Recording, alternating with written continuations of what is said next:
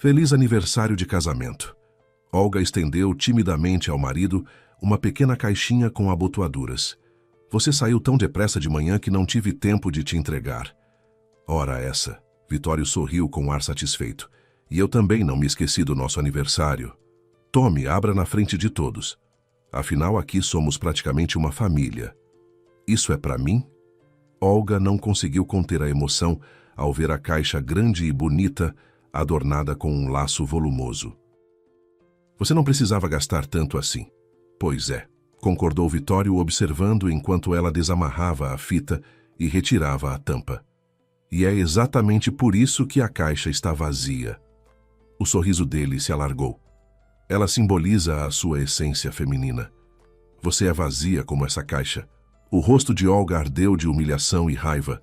Atrás dela, a vice-presidente da empresa, Karina Correia, alta, de pernas longas e sorriso venenoso, soltou risadinhas mal disfarçadas. Vitório parecia se divertir com o constrangimento da esposa. O que foi? Provocou. Ficar parada aí não vai fazer surgir nenhum presente.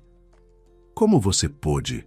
Olga ergueu os olhos e o encarou, surpreendentemente sem raiva. Ah, não seja dramática, disse ele com desdém. Que todos saibam, minha esposa é vazia, incapaz de gerar descendentes. Não há nada a comemorar. Aniversário de casamento? De qual casamento? De um fracasso? Sem dizer uma palavra, Olga fechou a caixa com cuidado, amarrou novamente o laço e, com o rosto petrificado, puxou uma folha da pilha de papel da impressora. Começou a escrever. O silêncio tomou conta do escritório. Todos observavam seus movimentos como hipnotizados. Ao terminar, assinou com traços firmes e estendeu o papel ao marido. Vitório leu o pedido de demissão. Enquanto isso, Olga se levantou, recolheu seus pertences das gavetas, endireitou os ombros e saiu pisando firme. O que é isso, Vitório? Karina aproximou-se curiosa, tentando ler o documento. Mande para a contabilidade, respondeu ele visivelmente desconcertado. Que façam o acerto dela. Pediu demissão. Em seguida, elevou a voz. E então, quem aqui quer se tornar gerente principal? Não estou vendo uma floresta de mãos levantadas. Ele entrou em sua sala batendo os passos. Só então os colegas de Olga começaram a cochichar. Ninguém ali chegara ao nível dela. Só Olga sabia negociar com os clientes mais difíceis.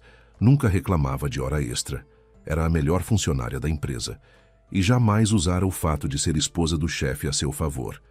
Eles eram casados havia 8 anos. Talvez não fosse tanto tempo, mas para Olga significava muito.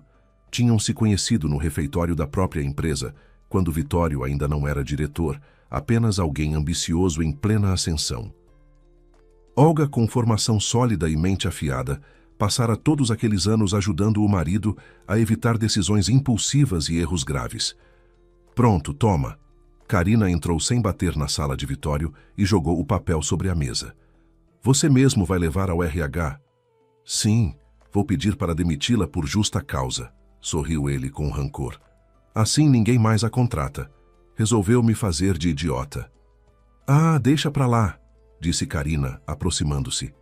E então, espero que agora você finalmente se divorcie. Não esqueça, em breve teremos um bebê.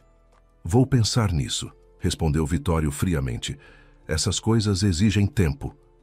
E se eu estiver cansada de esperar? Exaltou-se ela. Há quantos anos estamos juntos? Você primeiro se casou com aquela coitada e depois me alimentou com promessas de divórcio. Vai esperar mais quanto tempo? Não estou com paciência para essas bobagens femininas, cortou ele. Aliás, não esqueça qual é o seu cargo aqui. Comece a trabalhar de verdade. Os documentos de embarque estão uma bagunça e você passa o dia tomando chá. Tudo bem, vou resolver, murmurou Karina, torcendo a boca numa careta. E não se atribua todos os méritos, completou Vitório. Vá logo. Enquanto o marido discutia com a amante, Olga dirigia resoluta para casa, a caixa volumosa no banco ao lado. Ela sabia que não ficaria mais naquele apartamento. Lembrou-se de que a faxineira do escritório comentara dias antes que estava alugando um quarto em um alojamento. Olga havia anotado o número apenas por educação, prometendo indicar alguém. Agora seria ela mesma. Marcaram de se encontrar em 2 horas. O tempo seria justo para arrumar suas coisas. Assim que desligou o telefone, ele tocou novamente. Ao ouvir a melodia, o coração de Olga se apertou. Era a valsa favorita de seus pais, sinal de que era o pai ligando. Depois da morte da mãe, ele havia decaído muito. Morava sozinho, em uma pequena cidade do interior, a cerca de 3 horas da capital. Cada vez mais, Olga sentia que o pai precisava de cuidados constantes, e não apenas da cuidadora que ela conseguia pagar para ir algumas vezes por semana. "Filha, me perdoe por ligar no meio do expediente", começou Pedro, apressado. "A clínica ligou hoje. Você lembra daqueles exames que me pediu para fazer? O diagnóstico ficou pronto. Preciso de cirurgia. Disseram que me colocaram na fila." "Meu Deus, pai, como você está se sentindo?" Olga se alarmou. "Quer que eu vá aí?" "Estou indo devagar", respondeu ele em voz baixa. "O médico disse que aqueles remédios caros que você traz ajudam, mas sem a cirurgia não dá. E os comprimidos já estão acabando. Você pode vir no fim de semana?" "Claro, pai", respondeu Olga com lágrimas nos olhos e guardou o telefone no bolso. O dinheiro mal dava para alugar o quarto e se manter por algum tempo até conseguir outro emprego. Olga sempre confiara na própria reputação e estava acostumada a carregar sozinha os problemas do pai. Mas agora não sabia como lidar com tudo ao mesmo tempo. A pensão dele mal cobria a cuidadora durante o dia e uma alimentação simples. Contas de serviços públicos e remédios já extrapolavam o orçamento. Olga suspirou. Precisava de trabalho como de ar. Ela já havia se informado. Cirurgias como a do pai eram feitas rapidamente quando pagas, mas pelo SUS a espera podia levar de 6 meses a um tempo indefinido. O pai, que no passado fora atleta, agora às vezes mal conseguia ir da cama até a cadeira sozinho, e Olga temia que em breve ele precisasse usar cadeira de rodas permanentemente. Ela arrumou as coisas em silêncio e com rapidez. No fim, juntou pouco, 2 malas por 8 anos de vida em comum. Olga trancou a porta sem fazer barulho, deixando a fatídica caixa sobre a mesa. Ainda teria que atravessar um bairro pouco seguro da cidade, e gastar com táxi estava fora de cogitação. Lançou um último olhar triste para o apartamento que havia mobiliado com tanto carinho e cruzou a soleira. Vitório chegou em casa à noite, certo de que a esposa estaria esperando, como sempre. Em vez do cheiro de jantar, encontrou escuridão e silêncio. As coisas de Olga haviam desaparecido do armário, e a caixa, agora sem tampa e sem laço, permanecia sobre a mesa. Ele a pegou, decidido a jogá-la fora, e riu ao ver os cavacos decorativos coloridos que lhe pareceram ridículos. Mas, sob eles, encontrou um envelope. Reconheceu imediatamente o selo oficial de um laboratório independente conhecido. Ele e Olga haviam feito exames ali meses antes, quando ele mais uma vez a acusara de esterilidade. Vitório abriu o envelope, irritado. O laudo era claro. A causa da ausência de filhos era ele. Seu perfil genético indicava alterações que levavam à esterilidade masculina. Ele não leu o restante. Jogou o papel como se tivesse tocado numa urtiga. Foi para o quarto e começou a amassar o envelope com mãos trêmulas. Entendeu então que Olga recebera aquele resultado antes dele e se calara para não ferir seu orgulho. Ela sempre evitara conflitos quando podia. A revelação caiu sobre ele como um tapa. Lembrou-se de como, literalmente no dia anterior, Karina anunciara a gravidez e de como haviam comemorado. Karina não era apenas sua vice e braço direito, mas também filha de um dos principais investidores da empresa, alguém acostumada a pressionar até o próprio pai. Agora Vitório precisava decidir: fingir que acreditava ou desmascarar a farsa. Nesse mesmo momento, Olga chegava com dificuldade ao alojamento. Dona Anastácia já a esperava na entrada. Demorou, reclamou em tom seco. A mobília é simples. Os inquilinos anteriores eram estudantes. O aluguel não é caro e, se fizer alguma reforma, desconto no mês. Obrigada.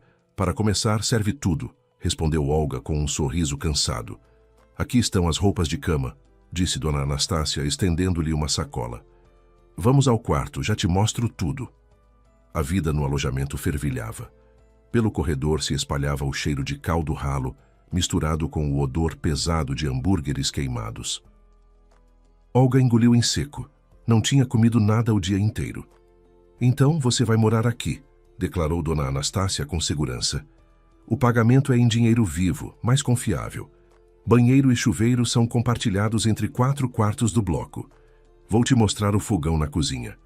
Mas aqui só tem um sofá, disse Olga, ficando vermelha ao finalmente compreender no que tinha se metido. Ah, não tem problema, nem bar, nem chá, balançou a cabeça Dona Anastácia. Pense que é de graça.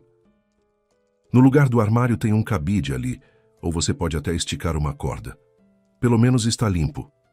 Lavei o chão e tratei o sofá contra percevejos. E então? Me dá o dinheiro, vou indo, não tenho tempo. Dona Anastácia se despediu às pressas, mostrando o fogão por último. Olga ficou parada no meio do corredor, atônita. Quase foi atropelada por uma mulher carregando uma panela de sopa. A desconhecida lançou-lhe um olhar reprovador e entrou no mesmo bloco. Você é minha vizinha, chamou Olga correndo atrás dela, quase chorando. Pode me dizer onde fica o mercado mais próximo? Ai, coitada. Alugou o quarto da Dona Anastácia? Perguntou a mulher, agora com pena. Vem, vou te dar sopa e emprestar uma cadeira das minhas reservas. No seu quarto, imagino, só tem um sofá. É, concordou Olga. Com a Dona Anastácia é sempre assim, sorriu a vizinha. Meu nome é Neuza. Trabalho como controladora de qualidade numa fábrica. Eu estou desempregada no momento, murmurou Olga. Entendo. Quem viria morar nessa favela por vontade própria? Respondeu Neuza. Acha que a Dona Anastácia te fez um favor? Depois de cada inquilino, ela leva tudo o que deixam.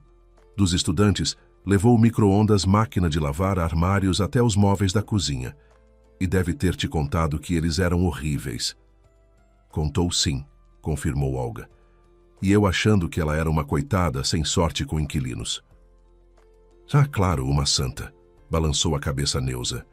Você é muito ingênua. Senta, agora vou te ensinar como as coisas funcionam por aqui. Por mais de 1 hora, Neuza explicou as regras de sobrevivência no alojamento. Felizmente, naquele bloco não havia outros vizinhos.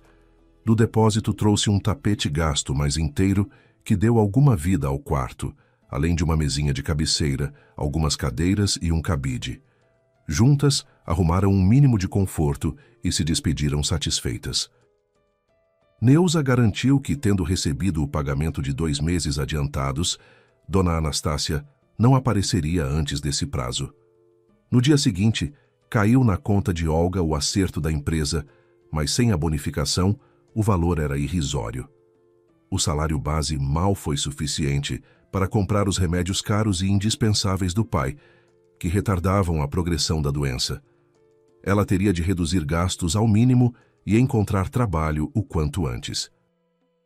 Como logo descobriu, nenhuma empresa de logística da cidade tinha pressa em contratá-la. Em uma delas, a funcionária do RH suspirou e disse: com essa reputação, tente cargos mais baixos. Como gerente, ninguém vai te contratar. O que há de errado com a minha reputação? Indignou-se Olga. Eu saí por vontade própria. Há rumores, deu de ombros a mulher. E onde há fumaça, há fogo. Dizem que você roubou, mas que o caso foi abafado com ressarcimento.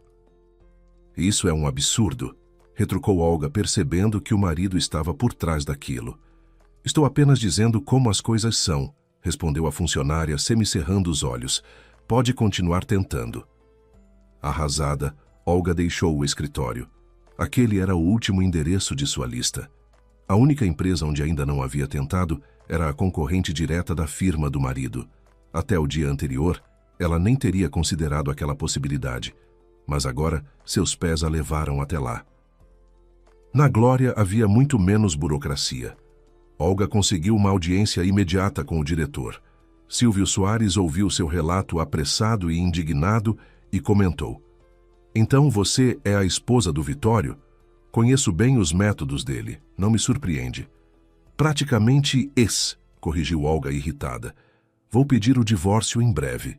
"Entendo. Os rumores chegaram até nós", suspirou Silvio. "Por isso, não vão compreender se eu a contratar como gerente, mas posso oferecer uma vaga no arquivo. A funcionária vai sair de licença maternidade e pode te passar o serviço. Conforme a demanda, darei pequenas tarefas ligadas ao fluxo de documentos." "Serve", sorriu Olga, esquecendo até de perguntar sobre salário e horário. Ela observava o novo chefe. Silvio Soares era uma figura enigmática no meio da logística, reservado, discreto. Olga sabia apenas que ele havia se formado no mesmo instituto de transporte que ela, cerca de 10 anos antes. No dia seguinte, Olga começou a trabalhar no novo emprego. A funcionária que sairia de licença maternidade, Aninha, mostrou-se simpática e comunicativa. Logo percebeu que Olga se orientava com facilidade em documentação e termos técnicos, explicou como funcionava o catálogo, mostrou onde ficavam os arquivos digitais e contou que na Glória preferiam manter tanto os contratos quanto as notas fiscais também em papel. Todo esse acervo ocupava grande parte do subsolo e era ali que Olga trabalharia. Uma semana depois, ficando sozinha no arquivo, ela respirou aliviada e, com autorização do chefe, iniciou um inventário. Silvio se surpreendeu com a iniciativa, mas reconheceu que fazia sentido. Olga começou pelos documentos mais antigos e logo notou que muitos não estavam organizados em pastas, apenas empilhados em caixas. Ao classificá-los, percebeu que Silvio não a havia contratado por acaso. Nos papéis antigos havia registros de que, no passado, Vitório e Silvio tinham sido sócios. Mais tarde, surgira um rombo financeiro sério nas contas, e Silvio fora responsabilizado pela falta e expulso do negócio. No fim, ele tivera de recomeçar do zero, enquanto Vitório ficara com toda a empresa. A investigação de Olga foi interrompida quando desceram novas caixas de documentos para arquivamento. Ao organizá-las, ela notou a assinatura de Silvio. Ele tinha um modo peculiar de traçar certas letras. Ainda assim, algo começou a incomodá-la, como uma farpa sob a pele. Até o fim do expediente tentou entender a sensação, até pegar 2 documentos, um antigo e um recente. A causa ficou clara de imediato. As assinaturas não coincidiam. Olga tirou da bolsa um chaveiro multifuncional com pequenas ferramentas e uma lupa, presente do pai, e passou a examinar os traços com atenção. A assinatura dos documentos antigos parecia estranhamente familiar. As letras eram arredondadas, diferentes do traço mais anguloso de Silvio. Então tudo fez sentido. Olga acessou o armazenamento em nuvem pelo celular, onde guardava cópias de documentos que já tinha visto no computador de casa, e comparou a caligrafia. Não havia dúvidas. Nos documentos falsos, quem assinava no lugar de Silvio era Carina Correia. Olga não era perita em grafoscopia, mas anos lidando com papéis haviam lhe dado um olhar atento. Ficava claro que Carina era a verdadeira mente por trás de muita coisa, embora se contentasse com o papel discreto de assistente. Enquanto Olga desenterrava o passado, Vitório pensava no futuro e não gostava nada do papel que Carina lhe reservava. Para entender melhor, decidiu vigiar a amante de perto. Instalou escutas e câmeras escondidas no escritório e no apartamento dela e passou a ficar até tarde observando as gravações. Não demorou para flagrá-la. Numa noite, ao ligar o áudio, viu Carina se arrumando para o trabalho, falando no viva-voz diante do espelho. Aumentou o volume. "Claro, Diego", dizia ela com desprezo. "Esse idiota não suspeita de nada. Acredita mesmo que vai ser pai. Consegue imaginar esse circo?" "Vai com cuidado", alertou a voz masculina. "Vitório é um cara sério." "Ah, para com isso", riu Carina. "Enganá-lo é moleza. Acredita em qualquer coisa. Talvez antes ele fosse perigoso, mas agora é só um cão velho sem dentes." "Pode assustar a esposa, a mim não. Mesmo assim, não revele o plano antes da hora", insistiu o interlocutor. "Não se preocupe, respondeu Karina. Vamos tirar o dinheiro de Vitório e depois abandoná-lo, que ele aprenda que até por ilusões se paga. Ela encerrou a chamada e continuou a se maquiar, enquanto Vitório afundava na poltrona, cerrando e abrindo os punhos. Agora ele a odiava, mas não pretendia demonstrar nada.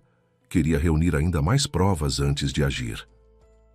Alguns dias depois, à noite, Olga deixava o trabalho. O arquivo tinha uma entrada separada, por isso ela quase não cruzava com outros funcionários. Próximo aos portões, havia movimento. 2 seguranças estavam fora da cabine de vidro, conversando. Olga se aproximou e, nesse instante, viu um deles chutar com força um cachorro magro e sujo que tremia perto do portão, tentando expulsá-lo sob os risos do colega. — O que vocês estão fazendo? Indignou-se Olga. É só um animal indefeso. Vai cuidar da sua vida, rosnou um deles. Muito espertinha, se esse bicho morder alguém, a culpa é nossa. O cachorro não parece agressivo, retrucou Olga. Olha o comportamento de vocês. Você está aqui há nem 1 ano e já quer dar ordens?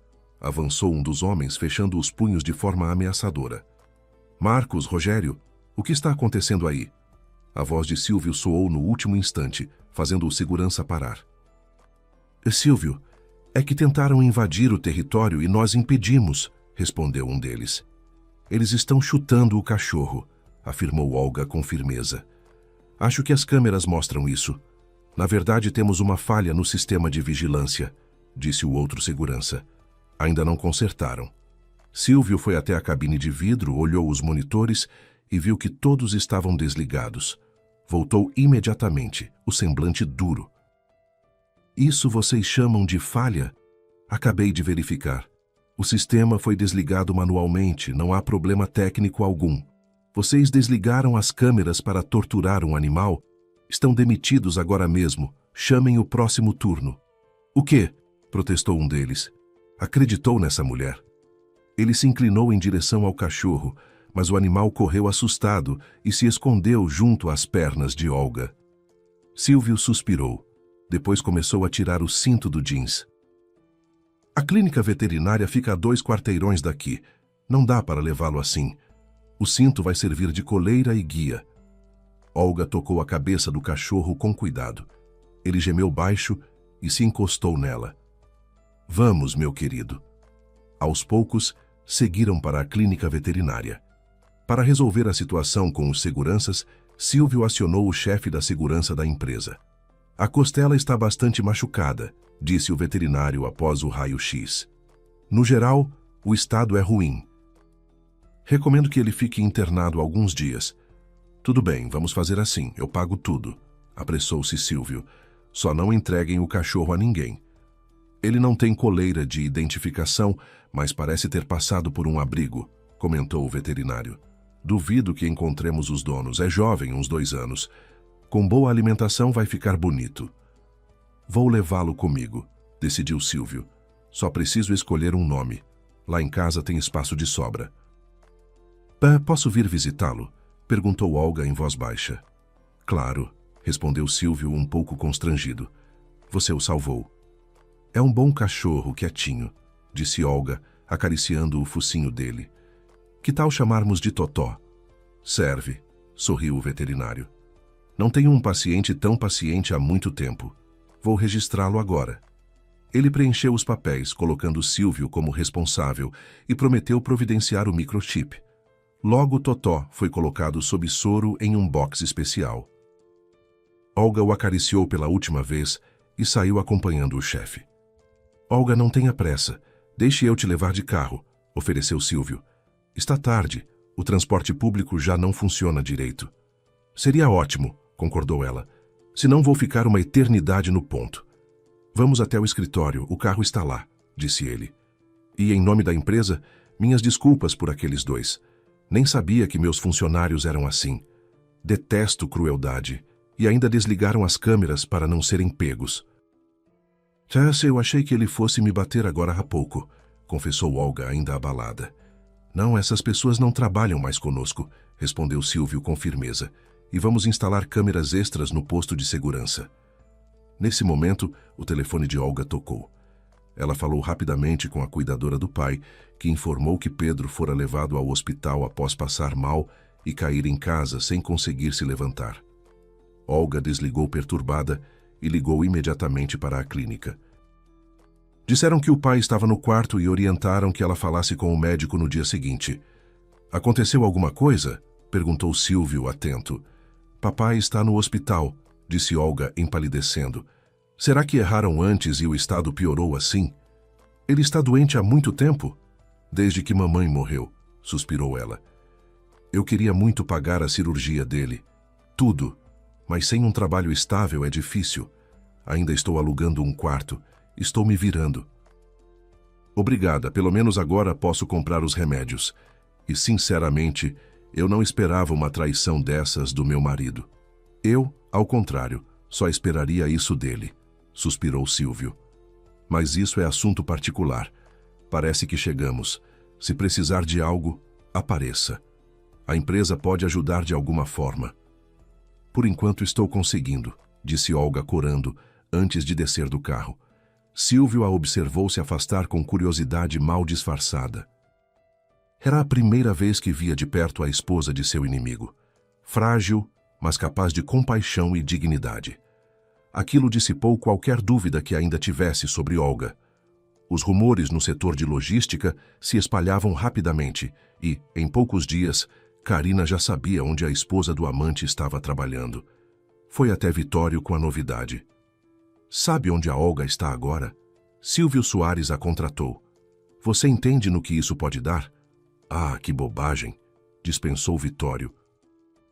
Ele fez isso por birra comigo e com certeza vai ficar vigiando a Olga. E se eles se unirem? Insistiu Karina, encarando-o. Você percebe o que está acontecendo? Você mesma exigia o meu divórcio, deu de ombros ele. Olga pediu demissão. O que mais você quer? Meus negócios com o Silvio são coisa do passado. Tenho certeza de que ninguém guardou papéis de 10 anos atrás. Além disso, ele já abandonou há muito qualquer ideia de vingança. Karina, porém, não ficou satisfeita. Ela sabia que Olga não era nada ingênua e poderia se interessar por assuntos antigos, acabar encontrando algo perigoso. Decidiu agir antes. Ligou para seu verdadeiro parceiro e, juntos, planejaram como neutralizar aquele obstáculo inconveniente. Escurecia cedo. Olga saiu do arquivo, despediu-se dos seguranças, os novos eram jovens e educados, e seguiu para o ponto de ônibus. O caminho passava por um pátio escuro com um arco. Ela sempre ia por ali e nunca tivera medo. Na esquina ficava a clínica veterinária. No almoço, já tinha conseguido passar lá e soubera que Totó começara a passear na coleira com as enfermeiras. Quando se aproximava do arco, um homem baixo, vestido de preto e com balaclava, surgiu à sua frente. Olga se afastou instintivamente, mas o desconhecido agarrou seu braço e começou a dizer algo. Nesse instante, do outro lado do pátio, surgiu um cachorro correndo na coleira, arrastando uma jovem frágil. O animal rosnava e, num salto, avançou sobre o agressor. O homem largou Olga e saiu correndo. Totó, o que foi? Ecoou a voz feminina na escuridão. Acho que ele estava me salvando, disse Olga, ainda em choque. Ela se agachou e deixou o cachorro lamber seu rosto. Totó choramingava alegremente e abanava o rabo sem parar. E eu sem entender por que ele puxou de repente como um louco. Sorriu a enfermeira. Saímos para o passeio da noite e ele começou a fazer birra. Ele me salvou, repetiu Olga emocionada. Ao ligar a lanterna do celular, notou que aos seus pés, além do cachorro, havia um telefone. O agressor devia tê-lo deixado cair. Olga pegou o aparelho rapidamente, despediu-se calorosamente da enfermeira e correu para o ponto. Já perto do alojamento, começou a tremer de nervoso. No bloco, foi recebida por Neuza, que estava com um rapaz de uns 20 anos. Oi, vizinha, vem jantar com a gente, convidou Neuza animada. Meu irmão mais novo está de visita. Nico, apresentou-se ele. Ele é esperto, disse Neuza com orgulho. Estuda engenharia e trabalha com informática, conserta celulares. Sério? Você consegue desbloquear um telefone? Perguntou Olga, contando rapidamente de onde vinha o aparelho. Talvez dê para descobrir quem era o homem. Consigo, confirmou Nico. Mas que tal jantarmos primeiro? 2 horas depois, Olga tinha nas mãos o conteúdo do celular do agressor. O que encontrou a deixou pensativa. O número de Karina ela já conhecia. Não era raro a visse ligar para ela no celular pessoal em horário de trabalho. Havia conversas e outros registros interessantes. Karina discutia sem qualquer constrangimento com o amante o esquema para enganar Vitório. Mas havia algo ainda mais sério ali. Na manhã seguinte, Olga estava na recepção de Silvio, com o telefone nas mãos. Ele se atrasara porque passara antes do trabalho na clínica veterinária. Totó se recuperava rápido e já podia, em princípio, ser levado para casa.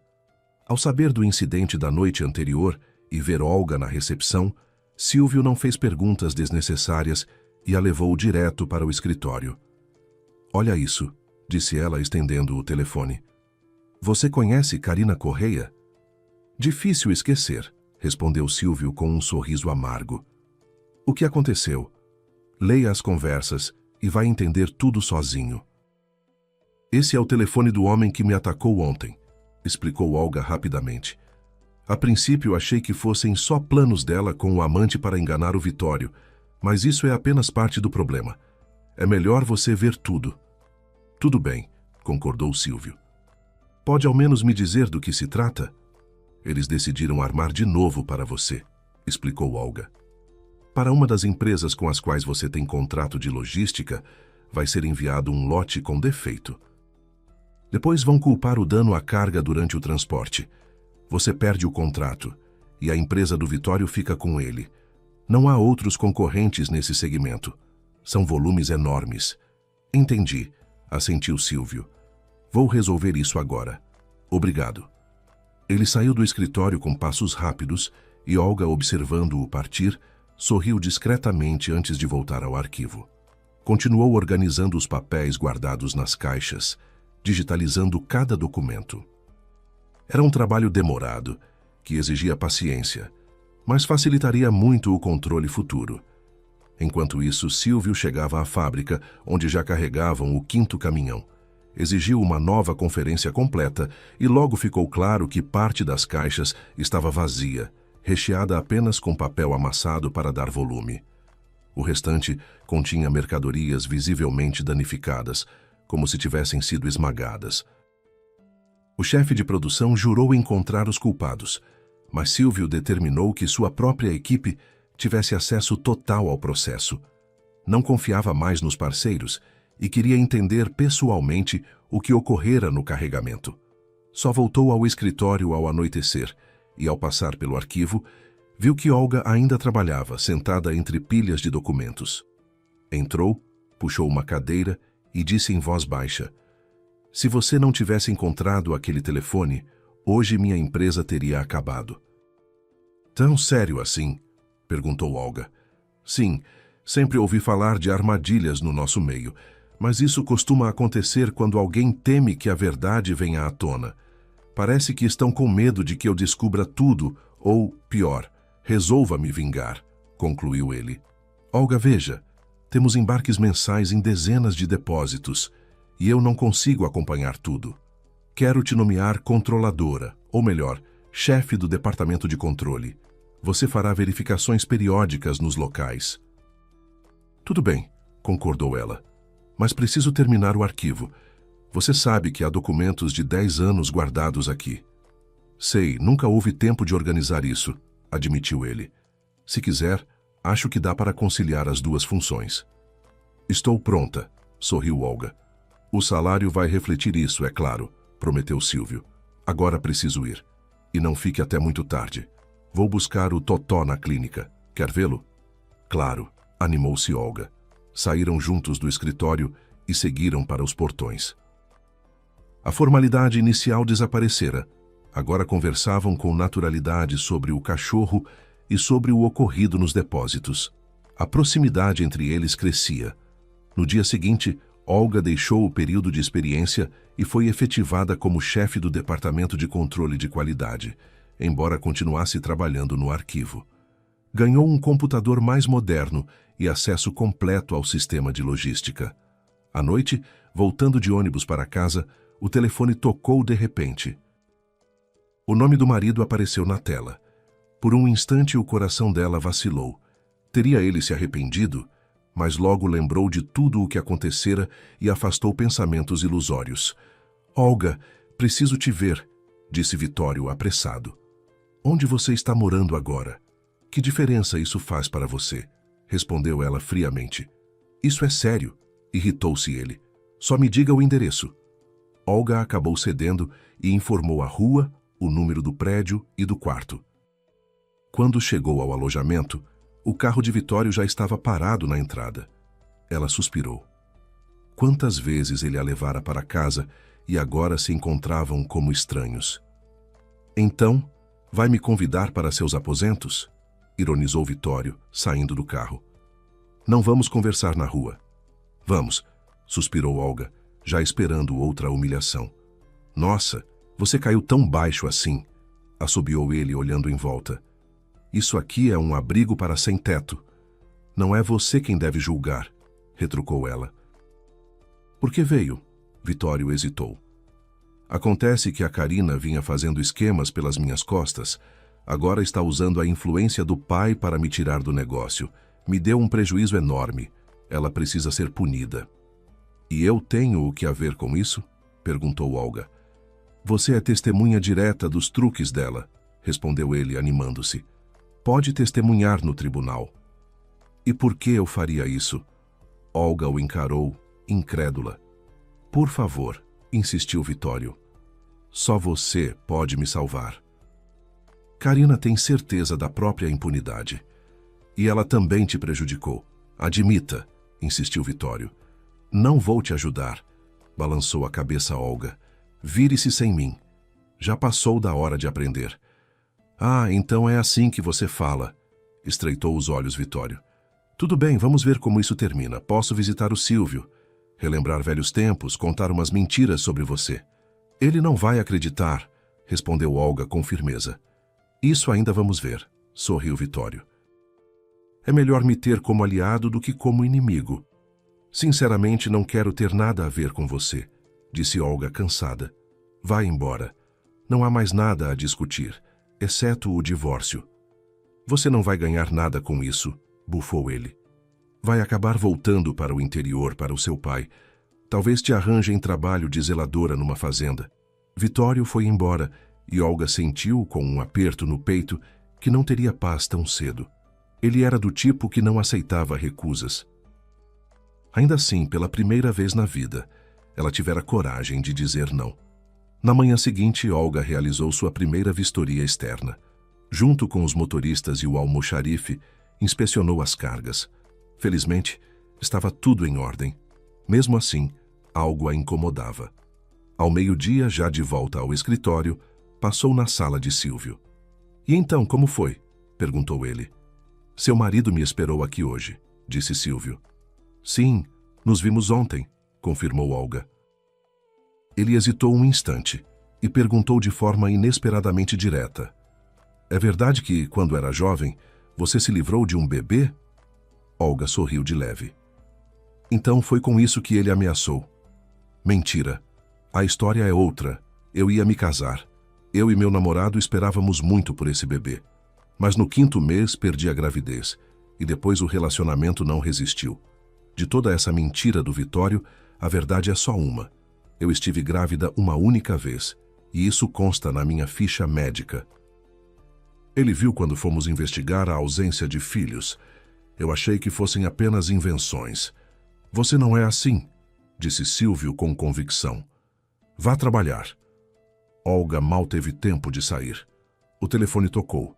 Ela cobriu o aparelho com a mão e foi para o corredor. Silvio se aproximou discretamente da porta. Ah, sim, estou ouvindo. Como assim UTI? Quando? Mas ele estava estável. Eu entendo que vocês não são deuses. Então operem, por que esperar? Como assim só com pagamento? E se eu não tiver esse dinheiro? Vou procurar, claro. Mas meu pai pode não aguentar. Olga baixou o telefone e começou a chorar. Silvio a levou de volta ao escritório, deu-lhe água e perguntou em qual hospital o pai estava. Depois saiu por alguns minutos. Olga chorava sem conseguir se conter. A ideia de não poder ajudar o pai era insuportável. Silvio voltou acompanhado de uma enfermeira. Ela aplicou um calmante leve e Olga perdeu a noção do tempo. Acordou com o telefone tocando novamente. Olga, como a cirurgia já está paga, precisamos do seu consentimento, disse o médico. Vamos começar agora mesmo, mas você precisa vir assinar os papéis. Paga? Como assim? Por quem? Olga não entendia. Transferência de pessoa física. Um tal de Silvio Soares, respondeu o médico. Podemos iniciar? Sim, claro, murmurou Olga tremendo e olhou para o chefe. Silvio fingia que nada tinha a ver com aquilo. Ela desligou, ainda atordoada, sem conseguir acreditar no que havia acontecido. Queria abraçá-lo, agradecer, mas permaneceu sentada, em choque. De repente, a porta do escritório se abriu e entrou uma menina pequena, apoiada em muletas. Ela se movia com surpreendente habilidade. Tio Silvio, por que você não estava me esperando? Reclamou, depois olhou para Olga. E por que a tia está chorando? Você brigou com ela? Essa é minha sobrinha, Tânia, sorriu Silvio. Temperamento difícil, mas coração de ouro.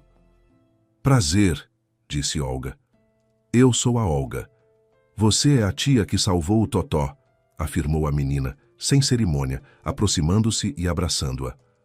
Olga sentou Tânia no colo e começou a perguntar sobre o cachorro. Logo conversavam animadamente. Então Tânia decretou que Olga precisava ir com eles verificar se Totó estava bem instalado. Silvio apenas abriu os braços, era incapaz de contrariar a sobrinha. Além disso, achou que o passeio ajudaria Olga a se distrair da cirurgia do pai. Pouco depois, já estavam numa grande loja de animais onde Tânia escolheu brinquedos, caminhas, tigelas e ração para Totó. A alegria da menina era contagiante e Olga, pela primeira vez em muito tempo, começou a sorrir. Depois da loja, os três seguiram para a casa do chefe. Era um pouco constrangedor para Olga, mas Silvio fez uma careta quase suplicante e ela acabou cedendo, sem querer estragar aquele dia. Enquanto Tânia mostrava animada ao Totó todas as compras espalhadas pela sala, Silvio levou Olga até a cozinha e em poucas palavras explicou sua situação. Disse que talvez ela estranhasse o fato de ele criar Tânia sozinho. Olga concordou que era algo incomum. Silvio então contou que a esposa, mãe da menina, havia morrido num acidente de carro 3 anos antes e que o pai de Tânia era desconhecido. Desde então, os dois viviam juntos. Olga perguntou sobre as muletas e ele explicou que se tratava de uma patologia congênita. Tânia já havia passado por várias cirurgias e ainda precisaria de outras. Ela não estava no carro no dia do acidente, mas sabia como a mãe tinha morrido. Por enquanto, Silvio era apenas tutor legal, mas pretendia adotá-la oficialmente no futuro. Olga ficou sem graça e pediu desculpas por tocar no assunto. Silvio minimizou, dizendo que não costumava falar disso e mudou o tom ao agradecer novamente pela ajuda com Totó. Quando Olga mencionou a cirurgia do pai, não conteve as lágrimas. Silvio pediu que ela não duvidasse. Tudo estava resolvido. Disse também que já podiam se tratar por você e sugeriu que ela apenas fizesse bem o seu trabalho, considerando o pagamento da cirurgia como uma espécie de ajuda. Olga agradeceu mais uma vez. Silvio avisou que depois ficaria com Tânia e Totó e que providenciaria um táxi para Olga, já que sair dali a pé era complicado. Ela concordou em silêncio. Naquela casa acolhedora, ainda que um pouco desorganizada, Olga passou mais algumas horas. Brincou com Tânia, escovou Totó e percebeu com certa surpresa que não queria ir embora. O cachorro oficialmente era de Silvio, mas a menina já o chamava de meu cachorro, e nem o tio tinha coragem de corrigi-la. Enquanto isso, Vitório, que havia visto Olga sair do escritório no carro do chefe, percebeu que seu plano fracassara. Esperava que as mentiras sobre o passado dela despertassem desconfiança em Silvio e a fizessem perder o emprego, mas estava claro que isso não aconteceria. Sentado no carro, recebeu uma mensagem de Karina. Oi, lembra daquela pasta do seu cofre com documentos de sonegação? Se quiser de volta, vai ter que pagar. Furioso, Vitório jogou o telefone longe e começou a pensar. Os originais estavam naquela pasta, mas ele tinha cópias em casa, e em certa época pedira a Olga que guardasse os documentos. Foi até lá, revirou tudo, mas não encontrou nada. Concluiu que a esposa devia ter levado os papéis para o quarto alugado, e seguiu até o endereço conhecido. Ninguém abriu a porta, mas a fechadura era simples. Lembrou-se de como, na juventude, arrombava portas parecidas com uma chave de fenda. Bastou ir até o carro buscar a ferramenta. Uma hora depois, Vitório saía do quarto de Olga levando um caderno grosso e gasto. Os documentos não estavam ali, mas ele encontrara o diário da esposa e acreditava que nele estaria indicado o paradeiro dos papéis. Conseguiu sair sem ser visto. Quando Olga voltou, percebeu de imediato que alguém estivera em seu quarto. Os sinais de busca eram evidentes e o diário havia desaparecido. Não teve dúvidas de que Vitório fora o responsável. No dia seguinte, contou tudo a Sílvio. Ele não comentou nada, mas decidiu conversar com Vitório. Enquanto isso, o ex-marido lia o diário de Olga. Não encontrou o que procurava, mas descobriu que durante todos aqueles anos, ela o amara de verdade, sempre o justificara e até vendera joias herdadas da mãe para cobrir um rombo na empresa causado por ele, sem nunca mencionar isso. Aquela nobreza o divertiu e Vitório concluiu que a ex-esposa ainda poderia ser útil. Depois do trabalho, Sílvio marcou um encontro com ele. Encontraram-se num parque antigo no centro da cidade, parados um diante do outro como duelistas. Sílvio foi direto. Disse que estava cansado da perseguição a Olga e exigiu que aquilo parasse. Vitório sorriu e fingiu não entender, lembrando que Olga ainda era sua esposa legítima. Sílvio reiterou o aviso, seco. Irritado, Vitório resolveu atacar. Disse que Sílvio achava ter acolhido uma coitada, mas que, na verdade, Olga teria participado 10 anos antes do roubo de dados de clientes. Afirmou que ele caíra direitinho. Sílvio rebateu que Olga nem estava ali naquela época. Vitório sorriu, perguntando se ele havia verificado ou apenas acreditado nela. Sílvio repetiu o aviso para que não se metesse. Vitório riu, dizendo que, quando ele cansasse de brincar de cavaleiro, lembraria que Olga ainda era sua esposa e que ela acabaria rastejando de volta. Disse também que Sílvio ficaria apenas observando de longe a mulher de outro. Em seguida, foi embora. Mas, apesar de tudo, uma semente de dúvida se instalou no coração de Sílvio. Sílvio ligou para o chefe da segurança e pediu uma auditoria completa sobre a nova funcionária. Tinha certeza de que, há 10 anos, Olga não fazia parte do quadro da antiga empresa deles, mas considerou a possibilidade de que naquela época ela já conhecesse o futuro marido e tivesse agido a mando dele. Karina, por sua vez, não deixava Olga em paz. A pedido dela, o amante passou a vigiar Vitório e soube que ele havia se encontrado com a ex-esposa e depois retirado algo do quarto dela. Karina concluiu que Olga estaria ajudando o marido, como antes, e decidiu que precisava neutralizá-la. Naquele mesmo dia, Olga voltou de mais uma inspeção de embarque e encontrou o escritório em completo caos. Pessoas desconhecidas circulavam pelos corredores. Um entregador apareceu com uma encomenda que ninguém havia solicitado. Olga conseguiu, com dificuldade, convencê-lo a ir embora. Uma hora depois, a polícia entrou inesperadamente no escritório. Um cliente havia feito uma denúncia de roubo de dinheiro da carteira, incluindo até os números das notas. Um investigador chegou acompanhado de policiais, e na saída todos os funcionários foram revistados. Sílvio pediu calma a todos para não agravar a situação. Olga saiu por último. Um envelope com dinheiro foi encontrado dentro de sua bolsa. Várias notas de R$ 100 que coincidiam com os números da denúncia. O policial sorriu com ironia, perguntando se ela achava que já teria ido embora e se tinha acertado as contas. Olga se indignou, afirmando que nunca tinha visto aquele dinheiro e que só abrira a bolsa para pegar as chaves. Disse que podiam verificar pelas câmeras. Sílvio interveio com calma, propondo uma investigação mais detalhada.